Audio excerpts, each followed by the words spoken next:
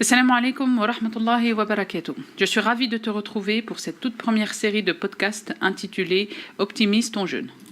Tout d'abord, j'aimerais préciser que toutes les recommandations et les conseils que je vais donner à travers cette série de podcasts sont valables à tout moment de jeûne, en fait, pas seulement pendant le jeûne du mois du Ramadan.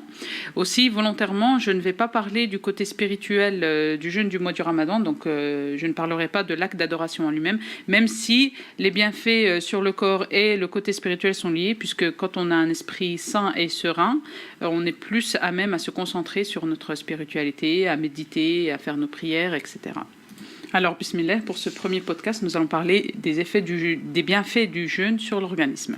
Il faut savoir que le jeûne est un outil très utilisé en naturopathie car il permet de détoxifier l'organisme, donc de le purifier, de faire sortir tous les déchets qu'on emmagasine pendant toute l'année. Alors, quels sont ces déchets, tu me diras?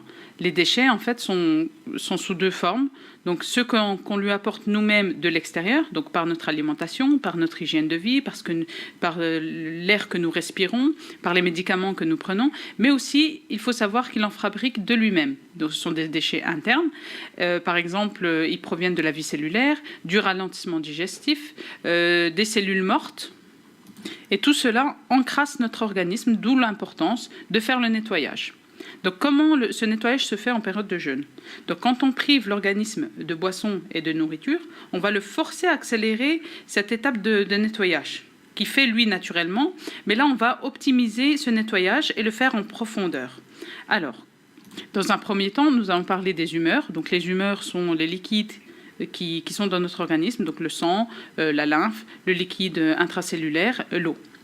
Alors quand on jeûne, il faut savoir que le sang s'épaissit un petit peu, pas d'inquiétude, il s'épaissit et il va aller chercher à se ravitailler donc là où il y a du liquide dans le corps. Donc il va aller chercher dans les cellules par exemple et il va se charger en déchets, les déchets qu'il aura trouvés dans ces cellules. Et quand nous allons lui apporter la première boisson du soir, donc de l'eau, eh bien nous allons faire en sorte de rincer le sang. Donc en rinçant ce sang, tous les déchets qu'il aura pu transporter la journée, eh bien, nous allons les guider vers les portes de sortie, donc qui sont les émonctoires, reins, foie, poumons, intestins, peau.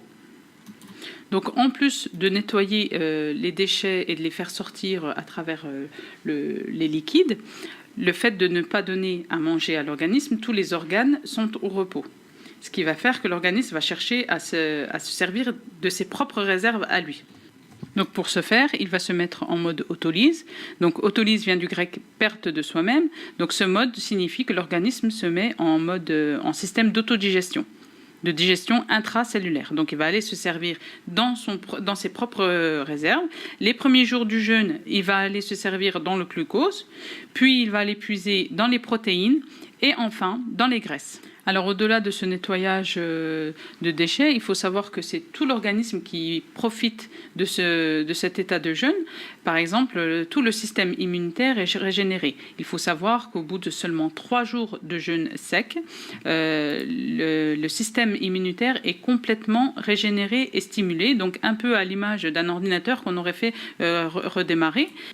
Donc tu comprends maintenant en quoi le jeûne, quand il est bien fait, bien évidemment, bien fait physiquement, bien sûr le côté spirituel, seul Allah sait s'il est bien fait ou pas, mais permet de vraiment assainir le corps et de le rebooster.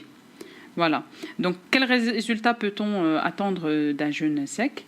En fait, le jeûne sec permet de prévenir des maladies cardiovasculaires ainsi que des maladies neurovégétatives, par exemple la maladie d'Alzheimer ou encore Parkinson. Le jeûne sec permet d'atténuer l'inflammation des tissus. Il permet également de ralentir le vieillissement cellulaire. Pourquoi? Parce qu'en fait, le fait de priver de nourriture et de boissons l'organisme, en fait, on va créer un stress de l'organisme, un stress bénéfique. Ce stress, il va mettre en action toutes les défenses antioxydantes. Donc, c'est ce qui va permettre le ralentissement du vieillissement cellulaire. Alors, le jeûne ne met pas en danger la personne qui le fait. Donc, alors, entre parenthèses, toute personne qui est malade, qui souffre d'une maladie chronique et surtout qui est sous traitement, doit consulter son médecin pour voir s'il peut, oui ou non, jeûner. Alors, en fonction de la réponse, il faut analyser pourquoi non, par exemple. Si c'est une question, si évidemment le traitement ne peut pas être interrompu, là, il ne faut surtout pas prendre de risques. De toute façon, le jeûne n'a pas été indiqué pour faire prendre des risques à la personne. C'est un jeûne sans danger pour la santé. Donc, si le fait d'arrêter un traitement vous met en danger, là, vous ne jeûnez pas, c'est sûr. Ensuite, si c'est juste une peur de ne pas y arriver, il serait utile de tester, donc d'émettre l'intention de jeûner, bien sûr, car tout acte vaut par l'intention, de faire des tests. Donc là, sur la semaine qui reste, là, essayez de jeûner quelques jours, peut-être pas toute la journée, mais essayez de faire progressivement jeûner 6 heures, 7 heures, 8 heures, et voir comment on se porte. Mais en aucun cas, il ne faut mettre sa santé en danger. Donc pour toutes les personnes qui sont malades, il vaut mieux avoir un avis médical, bien évidemment, et s'entraîner, entre guillemets, à jeûner. Sinon, il faut savoir que même pour les personnes bien portantes, il y a les premiers effets, les premiers jours du jeûne, c'est-à-dire avoir mal à la tête, avoir des grosses migraines, avoir des nausées, des vertiges. C'est des effets tout à fait normaux qui sont sans danger pour la santé. C'est ce qu'on appelle en naturopathie les crises de cure. Bien sûr, quand on prive l'organisme de quelque chose qu'il a toujours eu l'habitude d'avoir, il va réagir. Donc, surtout les premiers jours, c'est le sucre. Dès qu'on va le mettre en état de manque de sucre, il va réagir, on va avoir hyper mal à la tête, d'où l'intérêt là aussi, donc dans la semaine qui reste là, de faire l'effort de diminuer progressivement sa consommation de sucre, de produits industriels, et de se mettre en situation de jeûne. Donc le jeûne se prépare physiquement. Et comme l'entrée dans le jeûne se prépare, il faut savoir en sortir aussi, mais ça on y reviendra vers la fin du mois du Ramadan, Inch'Allah. Alors pour finir ce premier podcast, quand est-ce que le jeûne thérapeutique est indiqué? Alors le jeûne thérapeutique est indiqué à titre préventif en cas de surpoids, d'excès de graisse dans le sang, d'excès de taux d'acide urique dans le sang, de diabète de type 2, de stress, d'hypertension, par exemple de tabagisme aussi. Mais on l'indique aussi pour optimiser la santé en cas de pathologie plus grave et chronique, on va dire. Donc c'est toujours en accompagnement d'un traitement médical. Donc dans les cas de maladies cardiovasculaires, d'arthrose, arthrite, polyarthrite, inflammation intestinale chronique, en cas de colite, de gastrite, de constipation chronique, mais aussi épuisement physique et psychique, en cas d'état dépressif, en cas de fatigue chronique, d'infection à répétition, de migraine et maux de tête, en cas d'allergie, en cas d'urticaire et d'eczéma, ou encore en cas d'infertilité, de troubles de la ménopause, de syndrome prémenstruel, de fibromyalgie, de glaucome, d'acné. Donc tu vois, c'est vraiment très large. Le jeûne agit vraiment sur l'ensemble de l'organisme s'il est bien pratiqué. Donc, qu'est-ce que j'entends par là? En fait, toute la journée, on jeûne et c'est très bien. Donc, il n'y a pas 1000 façons d'effectuer un jeûne sec, surtout. Donc, on arrête de manger, on arrête de boire. Seulement, une fois arrivée l'heure de la rupture du jeûne, en général, c'est là qu'on casse tout ce qu'on a construit toute la journée. Donc, l'alimentation est à revoir dans la plupart des cas. Donc on le reverra à travers d'autres podcasts.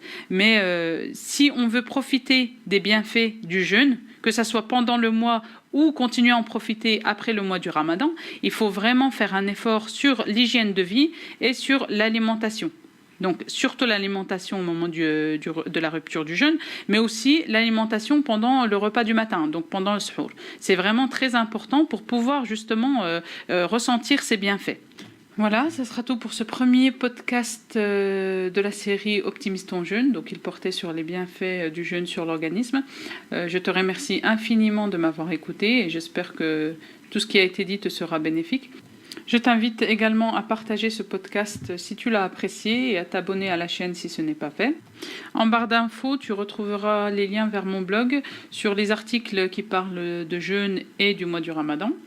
Et je te dis à très très vite pour un nouveau podcast Optimiste ton jeûne.